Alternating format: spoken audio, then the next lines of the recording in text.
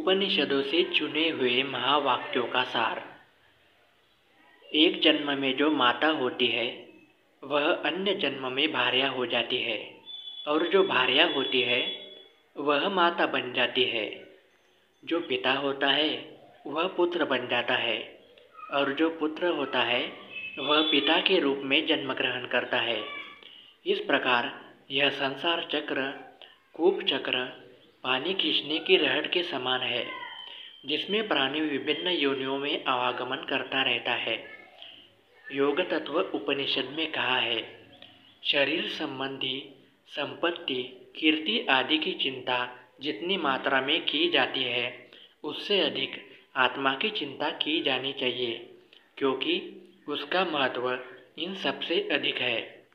साथ ही यह भी निश्चित है कि आत्मा की स्थिति स्वस्थ संतुलित एवं शांत हो, तभी सांसारिक प्रगति और समृद्धि एवं सुसंबंधों की अभिवृद्धि संभव है। परलोक में सद्गति, पुनर्जन्म में उच्च स्थिति की प्राप्ति एवं ईश्वर की अनुकंपा भी आत्मा की स्वस्थता पर ही निर्भर है। इसलिए आत्मा के स्वरूप को समझने और उससे चिपटे हुए मल विषयों के अज्ञान आवरणों को अनर्थ को जानने के लिए आत्मचिंतन आवश्यक है। मेरा शुद्ध स्वरूप क्या है? इस तथ्य पर जितना ही अधिक ध्यान दिया जाए उतना ही आध्यात्मिक जीवन का द्वार खुल जाता है। उपनिषदों में आत्मचिंतन के लिए बहुत ही महत्वपूर्ण मार्गदर्शन हुआ है। यथा आत्मा के आनंद को जानकर ज्ञानी पुरुष मुक्त बन जाते हैं। दूध में घी के समान सर्वत्र व्याप्त आत्मा ज्ञान और तप द्वारा प्राप्त किया जाता है। यह आत्मा ही ब्रह्म है, यही परम पद है। ब्रह्म उपनिषद। मैं देह हूँ, ऐसा संकल्प ही संसार कहलाता है। ऐसा संकल्प ही बंधन है, यही दुख है, यही नरक है। इसी को हृदय की गांठ कहते हैं। वही अज्ञान है, यही पाप है, यही तृष्णा है। काम क्रोध बंधन दुख दोष आदि जो कुछ भी बंधन रूप है, यह संकल्पों का समूह ही है। हे सौम्य, यह सब मानसिक ही है, ऐसा तुम्हें जान लेना चाहिए। तेजो बिंदु उपनिषद। मेरी अपनी माया गलित हो गई है, मेरी अहंता त्रस्त हो चुकी है। मैं विशाल सुख से पूर्ण तथा ज्ञान स्वरूप हूँ। मैं बद्ध मुक्त का अद्भुत स्वरूप हूँ। मैं विवेक बुद्धि से आत्मा को अद्वैत जानता हूँ, तो भी बंध मोक्ष आदि व्यवहार जान पड़ते हैं। मेरी दृष्टि से प्रपंच दूर हो गया है, तो भी वह सत्य जैसा ही जान पड़ता है। बुद्धिमान मनुष्य विष और अमृत को देखकर जिस प्रकार विष का त्याग करता है, वैसे ही आत्मा को देखकर मैं अनात्मा का त्याग करता हूँ। कुल, गोत्र, नाम, रूप, जाति आदि का अस्तित्व तो स्थूल देह में होता है।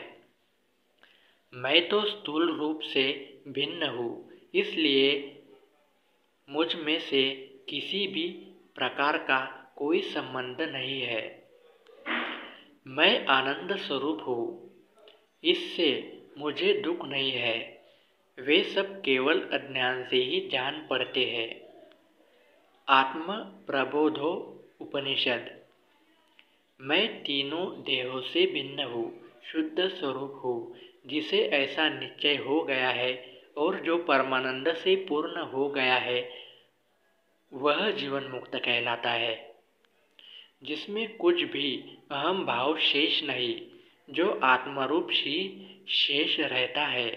आसक्ति से छूट गया हो, नित्य आनंद रूप होकर प्रसन्न हो रहा हो, चिंता से रहित हो, हमारा कुछ है ही नहीं ऐसा मानता हो, वह जीवन मुक्त कहलाता है। मुझे संताप नहीं, लाभ नहीं, मेरे लिए कोई मुख्य नहीं, कोई गौण नहीं, मुझे कोई भ्रांति नहीं, कोई गुह्य नहीं, कोई कुल नहीं, मेरा तू नहीं है और तेरा मैं नहीं हूँ। मैं ब्रह्म हूँ, मैं ब्रह्म हूँ, मैं ब्रह्म हूँ, मैं चैतन्य हूँ, मैं चैतन्य हूँ, मैं चैतन्य हूँ। जिसे ऐसा निश्चय हो गया है वह जीवन मुक्त कहलाता है। तेजो बिंदु उपनिषद। इस आत्मा अर्थात ब्रह्म में लोक लोक स्वरूप में नहीं है, माता माता रूप में नहीं है, पत्नी पत्नी रूप में नहीं है, चांडाल चांडाल रूप में नहीं है, भील भील रूप में नहीं है, सन्यासी सन्यासी रूप में नहीं है। ब्रह्मोपनिषद। आत्मचिंतन को ही उपनिषदकारों ने ईश्वर की पूजा माना है। आत्मचिंतन की प्रत्येक क्रिया उपासना के कर्मकांड का स्थान स्वयमेव ग्रहण कर लेती है। आत्मचिंतन के आधार पर अपने शुद्ध स्वरूप में अवस्थित होने वाले व्यक्ति की आत्मा दिन दिन परमात्मा के निकट पहुँचती जाती है। यह स्थिति जब परिपक्व होने लगती है तो शरीर को तुच्छ मानने की अपेक्षा फिर उसे यज्ञ रूप समझना होता है और देह में ही सारे देवताओं को अवस्थित देखते हुए उसे देव मंदिर स्वीकार करना होता है। उपनिषदों की ब्रह्म विद्या के अनुसार उच्च स्थिति का ब्रह्मपरायण साधक इसी स्थिति को प्राप्त करता है। जब तक जीव का देहाभिमान नष्ट नहीं होता तब तक उसे अपनी तुच्छता को ही अनुभव करना चाहिए और अहंकार से निरंतर बचना चाहिए। देह की, बुद्धि की, धन की अपनी विशेषता मानने से व्यक्ति को अहंकार आता है और वही पतन का कारण बनता है। ऐसे अहंकार से बचने और अपने को नम्र, विनयी एवं तुच्छ मानते रहने का भक्ति ग्रंथों में सर्वत्र वर्णन मिलता है। अपने को देह मानने वाले सामान्य श्रेणी के लोगों के लिए वही मान्यता उचित भी है, किंतु ब्रह्म विद्या का विद्यार्थी जब आत्मचिंतन करता और अपने शुद्ध स्वरूप को समझना आरंभ करता है तब उसका द्वैत विनिष्ट होता है और अद्वैत भाव का प्रकाश मिलता है। उस स्थिति में उसे आत्मा और परमात्मा की अभिलाषा का बोध होता है और अपने को अपने में ओतप्रोत देखता है।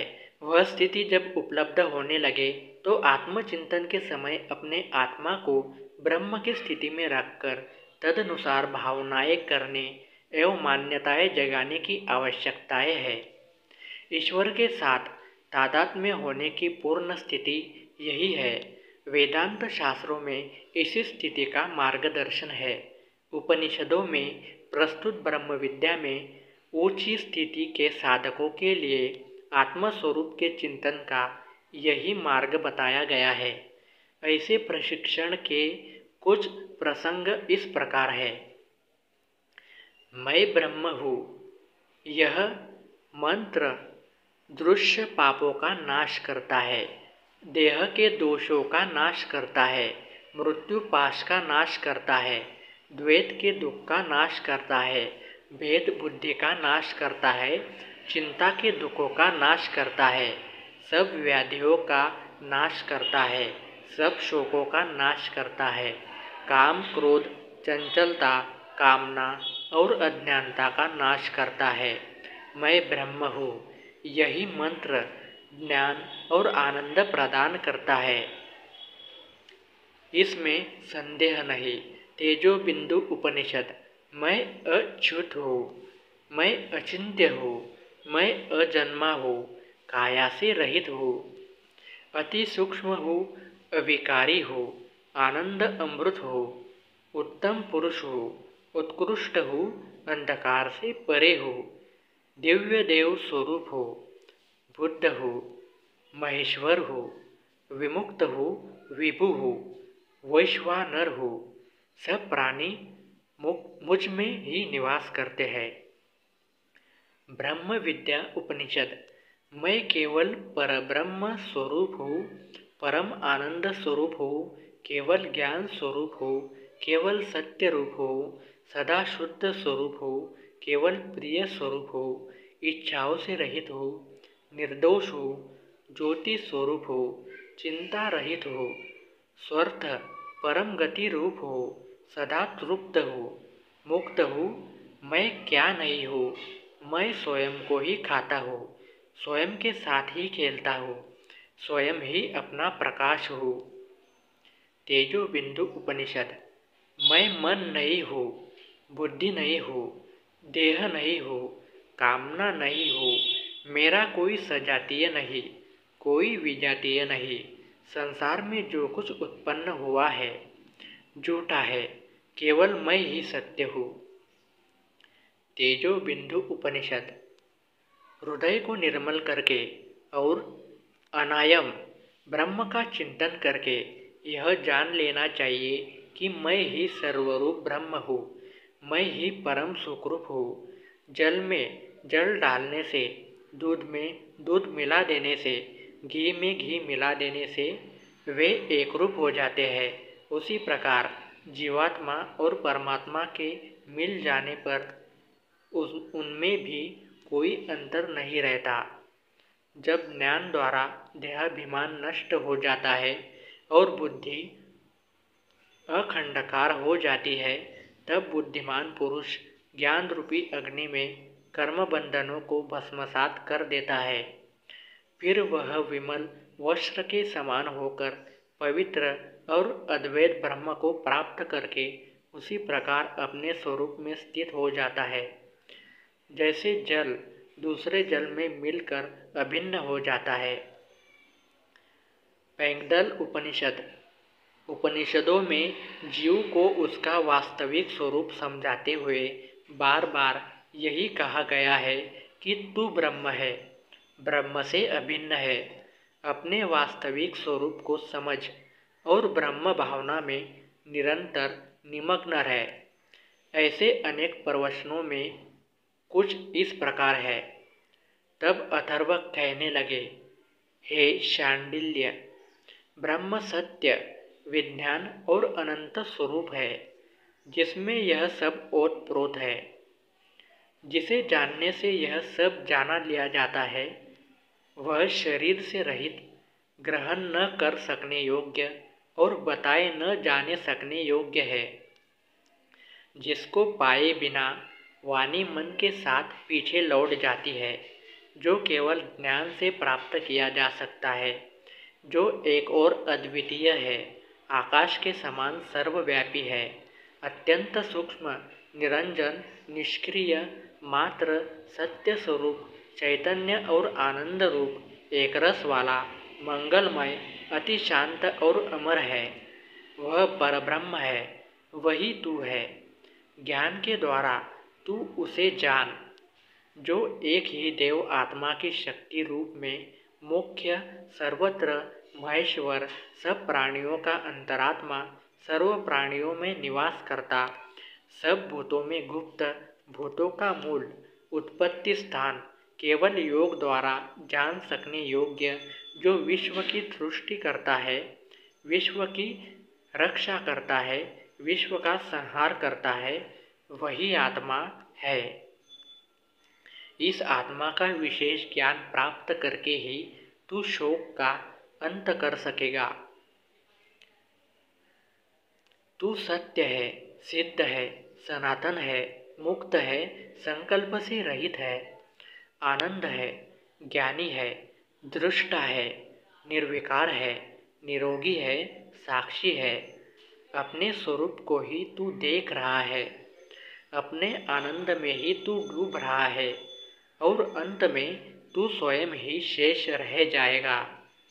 तेजो बिंदु उपनिषद। तू ही विश्व के कण कण में जीवन शक्ति के रूप में व्याप्त विराट रूप, ग्रहण भुवन का रक्षक है। तू ही बहिरूप तथा यज्ञमय है। तू ही एकमात्र व्यापक तथा पुराण पुरुष है। तू ही प्राण रूप धाता, विश्वकर्ता, विश्वहर्ता, पवन, गरुड़, विष्णु, वराह, रात दिन, भूत, भविष्य, वर्तमान तू ही है। वसु, आकाश, अग्नि और रुद्र रूप में सर्वव्यापी है। अंतर्यामी रूप से तू सर्वत्र ओतप्रोत है। विविध प्रकार की गतियों और विश्रांतियों तथा वेद का स्वरूप है। हे सहस्रबाहु ज्योति स्वरूप, वेद वेत्ता ब्रह्मज्ञानी लोग ब्राह्मण, गान तथा यजुर्वेदी यज्ञ प्रार्थनाओं द्वारा तुम्हें ही गाया करते हैं, तेरी ही प्रार्थना करते हैं। स्त्री पुरुष बालक बालिका पृथ्वी घाता वरुण अर्यमा आदि जो कुछ दृष्टिगोचर होता है सो तू ही है, तेरा ही स्वरूप है।